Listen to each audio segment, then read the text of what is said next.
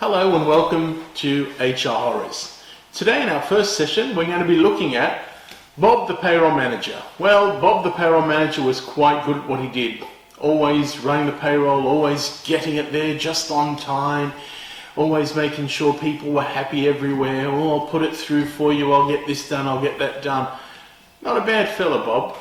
But one day, as the winter came along and the financial year end was approaching, a finance guy was looking for accruals to release to the P&L, as they do in every country, in every company, in every industry in the world.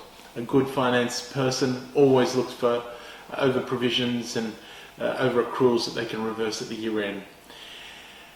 This finance guy knew that there was a surplus months and months and months ago in a particular account, and wanted to reverse that to get some credits up and make that P&L look much better than it was. So looking into it, he discovered that all but a few $1,000s were gone.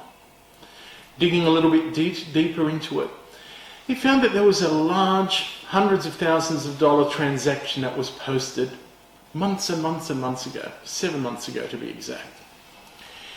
Identifying who posted the journal took a little bit of time, took over a week, but finally the posting was made by Bob the payroll manager.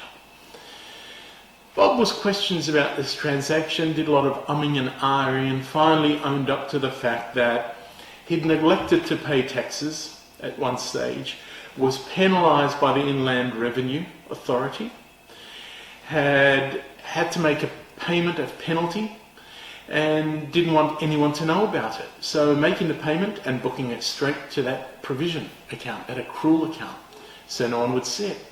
Now, fortunately for the organisation in question, this was identified, it was reversed, and the proper treatment of all the payments, the penalties and the accruals was made.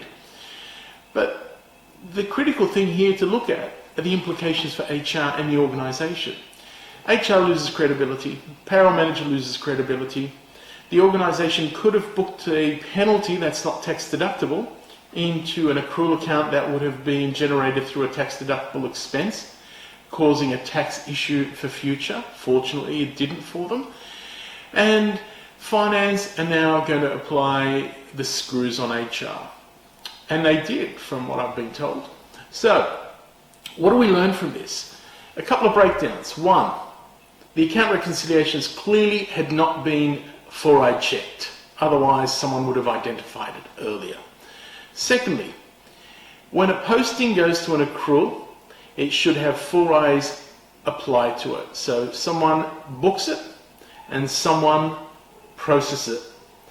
And thirdly, when a payment is made, particularly to Inland Revenue, anyone in particular anyway, it should also have 4i principles applied to it. And that includes understanding what the payment is for, who it's been made to, and what the account that it's been booked to.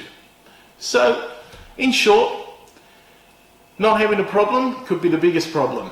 And a problem like this could have had significant down the track implications for the entire organisation in question. So, welcome to HR Horrors. This is one of our HR horror stories. We'd like to hear from you if it resonates with you. We'd certainly like to hear from you if you've got any HR horrors of your own. You can direct message me and it'll all be treated in confidence.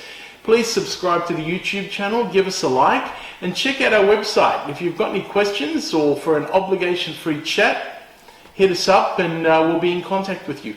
Thank you. Cheers.